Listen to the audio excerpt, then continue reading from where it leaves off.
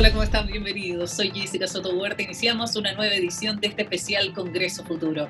Llevamos a ustedes parte de lo que han sido los futuros posibles de nuestros cientos de expositores que han visitado nuestro evento, no solo en el ex Congreso Nacional en Santiago, sino que también en todas las regiones a las que han llegado con la ciencia, el conocimiento, la tecnología, la innovación, las artes y también las humanidades. Somos el puente entre la ciencia y el conocimiento y también la ciudadanía. Por eso queremos llevar nuestros contenidos a públicos específicos, también a todos los rincones de nuestro país. Estamos en los portales de las distintas municipalidades de Chile a través de Congreso Futuro en tu Comuna en línea. Todo esto gracias a la alianza entre el Senado y la Asociación Chilena de Municipalidades.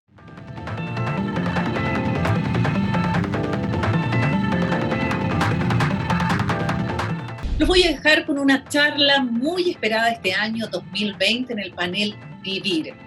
Ser feministas no es solo cosa de mujeres. Así nos dijo la escritora y también novelista nigeriana Chimamanda Ngozi Adichie, quien participó en Congreso Futuro, nos habló de la representatividad y de la importancia de conocernos primero antes de ponernos los unos contra los otros. De esta forma, entonces, los dejamos con esta charla ofrecida este año 2020 en el panel Vivir por Chimamanda Ngozi Adichie. Y ser feministas no es solo una cosa de mujeres.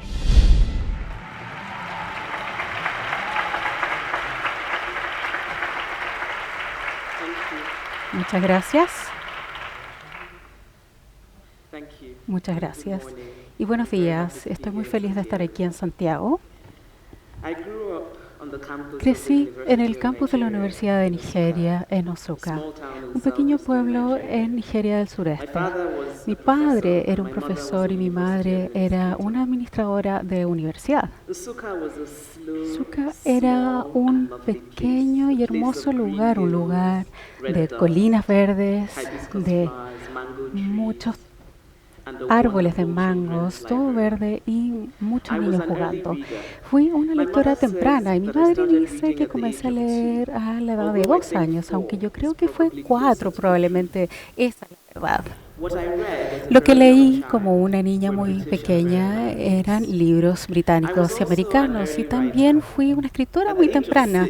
A la edad de 6 años ya escribía distintas historias con distintas ilustraciones con papel y crayones y veía las historias que yo estaba leyendo. Todos los personajes eran blancos, ojos azules y que jugaban en la nieve, bebían también cerveza de jengibre porque los personajes de los libros que yo leía, que eran británicos, bebían eso, sin importar de que yo no tenía idea de qué era esa cerveza de jengibre, pero era una niña y como una niña era vulnerable enfrentando esta historia. Y ya que no me había visto reflejada en los libros, no pensaba que las personas como yo podrían estar en los libros.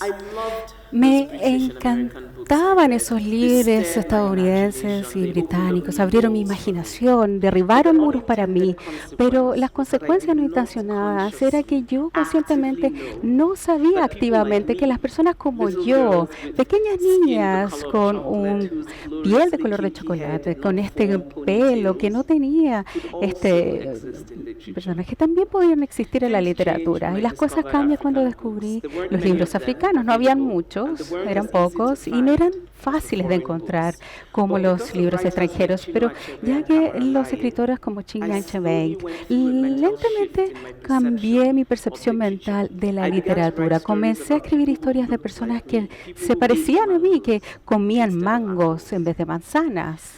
Y esa experiencia desde mi niñez me mostró la importancia de la representación, que sí importa lo que vemos en las historias que leemos, a personas que se ven como nosotros. Pero creo que es igualmente importante ver las historias que leemos, las personas que no se ven como nosotros, porque solo ahí podemos comenzar a entender mejor nuestra diversidad de este mundo tan complejo que vivimos. Me iba bien en el colegio, era una buena estudiante y como casi todos los niños nigerianos que son buenos alumnos, se esperaba que yo fuera una doctora. Y yo no quería ser una doctora, yo solo quería escribir y leer historias.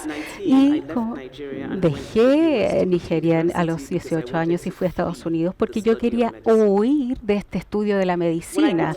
Cuando llegué a Estados Unidos, mis compañeros estadounidenses estaban impactados. Me preguntó dónde aprendí a hablar inglés tan bien. Y estaba confundida cuando yo le dije que Nigeria tiene inglés como un idioma oficial. Y me preguntó si podía escuchar algo de lo que ella llamó mi música africana tribal. Y estaba decepcionada cuando yo le puse mi cassette de Mariah Carey. Después dijo, era como si yo nunca realmente no venía de África yo. Y lo que me impactó fue esto. Ella sintió lástima antes de que me viera. Y había una posición que ella tenía como africana, que era un tipo de patronización y lástima que ella tenía. Y es sorprendente como otras personas en Estados Unidos esperaba que yo les contara de la pobreza, porque parecía que ser africano significaba ser pobre. Ser africano era definirse simplemente por deprivación. Y ahora la historia de la pobreza en África es una historia importante y es una historia que debería contarse. Pero no es mi historia y no es la única historia de África. El problema de solo tener una historia de un lugar o de una persona, una única historia, es que hace imposible entender completamente ese lugar o a esa persona. Pero aprendí poco después que yo también tenía culpa en solo tener una historia de un lugar. Hace unos años visité a México por primera vez y visité México desde Estados Unidos y en ese momento el clima político en Estados Unidos era tenso y había bastantes debates sobre la inmigración y como a menudo ocurre en Estados Unidos, la inmigración es un sinónimo de mexicano. Los mexicanos se describen siempre con una lente de negatividad. Historias de mexicanos arrestados en la frontera o que traen enfermedades, los mexicanos que hacen cosas negativas y cosas horribles. Por lo tanto, en mi primer día en México, yo recuerdo caminar en Guadalajara y admirando la arquitectura, los mercados, viendo a las personas cómo caminaban, fumaban, se reían. Y recuerdo sentirme sorprendida primeramente y luego sobrecogida con vergüenza.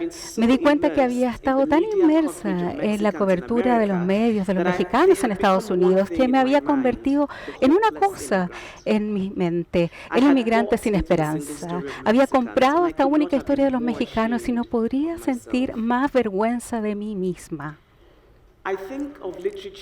Pienso en la literatura como mi religión y he aprendido de la literatura que no existe la perfección, que todos tenemos fallas, todos los humanos tenemos fallas y no somos los primeros en tratar de ser perfectos antes de tratar de hacer lo correcto. Y aprendí de la literatura que como seres humanos no somos un grupo de huesos lógicos y carne. Cada ser humano en el mundo tiene dignidad, orgullo, y es tan importante como el alimento y el agua.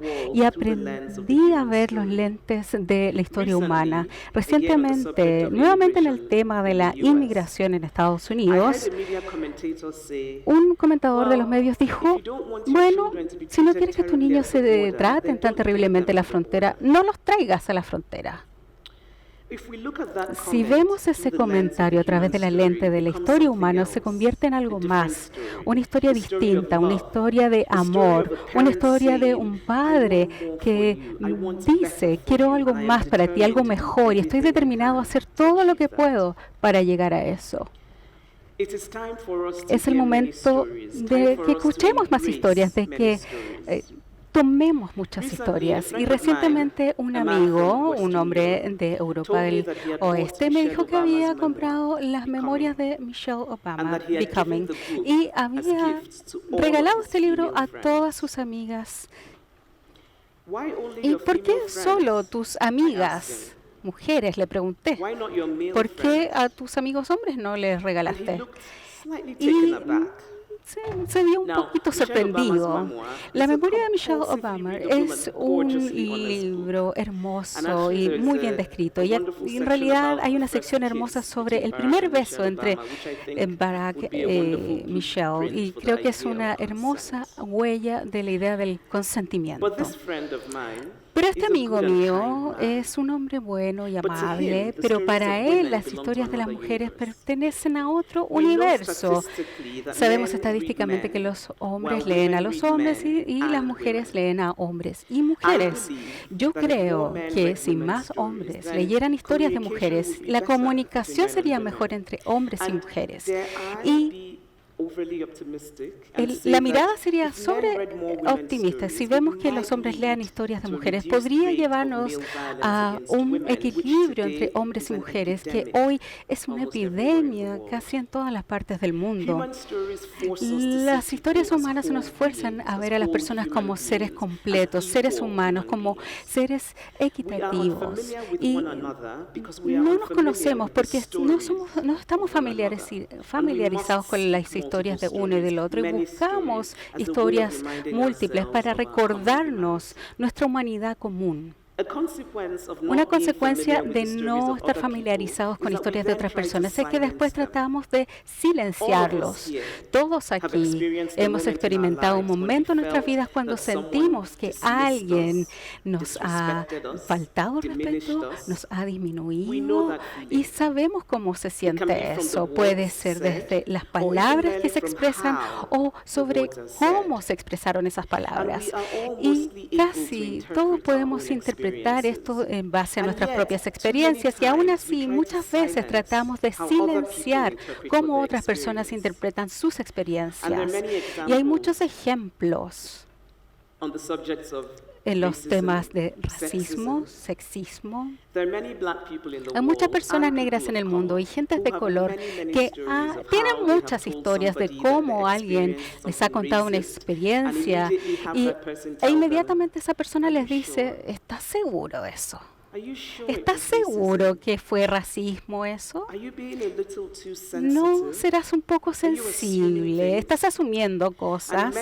Y muchas mujeres en todo el mundo han tenido muchas experiencias de hablar sobre algo que han experimentado que consideran sexista, e inmediatamente les dicen: ¿estás segura? ¿No eres un poquito sensible tal vez? También a menudo intentamos silenciar el derecho de las personas de justificar la ira. ¿Y qué pasa si en vez de dejar de lado la ira de las personas, por qué están enojados? ¿Podemos ver eso? ¿Puedo entender eso? Yo creo que sí, hay personas razonables en el mundo, pero no creo que grandes grupos de personas simplemente sean idiotas que sienten cosas por ningún motivo. Fui feminista mucho antes de conocer lo que significaba ese término, y este término tan importante, feminista. Y no leí estos libros, simplemente observé al mundo para ver esto, y vi que el mundo no le da a las mujeres la misma dignidad que sí se les da a los hombres, tampoco los mismos valores. Estaba consciente de cuánta socialización de las mujeres se proyectaba en los hombres, y no uses una minifalda o un hombre puede violarte, no salgas tarde, porque un hombre puede asaltarte. Tienes que mantener todo limpio para que los hombres estén felices. No seas ambiciosa para no intimidar a un hombre. No digas lo que piensas, y aprende a simular para proteger el ego del hombre. Estaba consciente que el mundo no era simplemente dominado por hombres, sino que también se le agrada al hombre. Las mujeres y niñas socializan para ser complacientes en esta opresión, y porque vivimos en un mundo que es misógino. No eran solo los hombres que eran misóginos, las mujeres también son misóginas. Un profesor en el campus de la universidad donde crecí, una mujer, a menudo describía como arrogante o agresiva, difícil. Y había un profesor que era un hombre que yo pensé que se comportaba de la forma exactamente que una mujer, pero a él se le describía como autoritario y fuerte. Y como niña aprendí rápidamente que el comportamiento a menudo es el mismo, pero se juzga distinto en base a si se exhibe por un hombre o una mujer. Y si para la mujer el juicio a menudo es más duro y tiene muchas consecuencias. Es un momento para nosotros para contar una historia distinta. Es el momento no tanto contar una historia distinta, sino contar la historia de una manera distinta, para tener un cuentacuentos. En mi idioma Ibu, el término para el amor es efuñaña y es una traducción literal sería ver. Es importante realmente ver a quién hablamos y con quién hablamos. Es importante recordar que los seres humanos no solo somos carne y hueso, sino que tenemos emociones. Todos compartimos el deseo de ser valorado, de importar. Vamos a poder entender a las personas en necesidad si solo hablamos en cuanto a sus necesidades o lo que les falta. Siempre debemos saber lo que ellos aman, lo que lamentan, las heridas que tienen, lo que aspiran a ser y qué los hace reír. Así, para realmente vernos, tenemos que crear más espacios, tenemos que extender las fronteras, expandir ideas de todo. Hace algunos años, un estudiante estadounidense en una escuela donde yo hablé me preguntó, ¿siempre escribes sobre Nigeria o solo escribes sobre cosas más normales?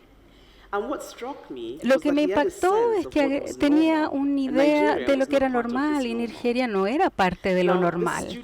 Este alumno no era una persona mala. Tenía buenas intenciones, pero lo que podemos tener buenas intenciones, pero estar equivocados. La superioridad financiera es un hecho de nuestra existencia, pero también a veces puede nacer a una superioridad moral casual. Vivimos en un mundo donde se valora un ser humano determinado por qué pasaporte tienes, de qué color es tu piel, en qué Dios crees, qué hacen tus padres, dónde vives. Y en algunas partes del mundo hay tantas diferencias económicas y culturales que definen lo que es normal para todos y debemos expandir nuestras ideas de lo que realmente es normal. Por supuesto, no sugiero que debemos estar de acuerdo con todos, y en realidad eso sería una mala idea. Y si tuviéramos tiempo, yo les contaría sobre todas las ideas y las personas con las que estoy en desacuerdo, pero no tenemos tiempo para eso. Lo importante aquí es esto, que debemos primero escuchar lo que dicen las personas. Antes de estar en desacuerdo, primero tengo que entenderte, y para entenderte tengo que escucharte. Y aun cuando yo sea más bien políticamente izquierdista, también leo diarios, revistas de derecha, porque quiero saber cómo piensan las personas que no están de acuerdo conmigo. Quiero entenderlos y, por supuesto, quiero desmantelar su argumento de la mejor forma, por supuesto. Recientemente recibí un grado honorario de una universidad estadounidense muy prestigiosa. En el aeropuerto, un conductor me habló, que era enviado por la universidad, era un hombre blanco, agradable, hablaba y bastante confianzudo, yo diría. Y me preguntó qué hacía yo y le dije que era una escritura. Y me dice, mira, yo no leo libros, pero si leyera libros, no leería los libros tuyos o que se relacionan a ti. ¿Y por qué dices eso? Yo le pregunté. Yo sé que yo no leería eso. Porque tú crees que yo escribo sobre cosas que no te van a interesar. Sí, me dijo. Y sabemos a qué se refería él, ¿cierto? Cosas negras o cosas de mujeres. Y yo pensé que esto era un momento de una honestidad impactante de Estados Unidos. Y lo que primero me impactó fue la tristeza, sentirme triste por él. Yo dije, pobre, no va a poder leer todas las escritoras increíbles, Melanie Royd, Mary Gaitskill. Y luego pensé sobre cómo esta reversa nunca podría ocurrir. Yo siempre leo libros de personas blancas y los escritores favoritos son blancos. ¿Y por qué esto de lo masculino se ve como una norma y nunca asumimos de qué hablan los hombres blancos simplemente al mirarlos? ¿Y por qué los hombres blancos escriben sobre cosas blancas y sobre cosas masculinas? No pensamos en esto como una identidad estrecha, sino que vemos la escritura como algo universal, y es así como deberíamos ver toda la buena literatura. Yo sé de una historia de amar y leer libros, que cualquier historia que esté bien escrita va a ser universal, porque contar una historia agradamos a esto que es lo humano en todos nosotros. Como adolescente en Nigeria, leí libros de todo el mundo, e incluso cuando a veces no entendía cada detalle específico, por ejemplo, de Rusia, en la novela Padres e Hijos, aún capturé la historia humana. Leer literatura y escuchar historias humanas es tratar de vivir y incorporar esto que no es nuestro. Es imaginar cómo sería la vida a través de los ojos de otra persona. Y creo que es muy importante porque al hacer esto nos recuerda que no estamos solos. Nos recuerda que nosotros, en las palabras de Pablo Neruda, pertenecemos a esta masa increíble de humanidad, no a los pocos, sino a los muchos. Muchas gracias.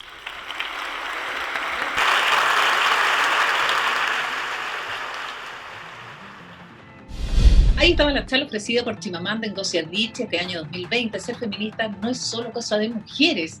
Este ícono del feminismo a nivel mundial y también de su lucha contra la discriminación. Si quieren conocer un poquitito más acerca de su literatura, les recomiendo La Flor Púrpura de 2003, Todos deberíamos ser feministas, del año 2014, y del 2015, Imitación.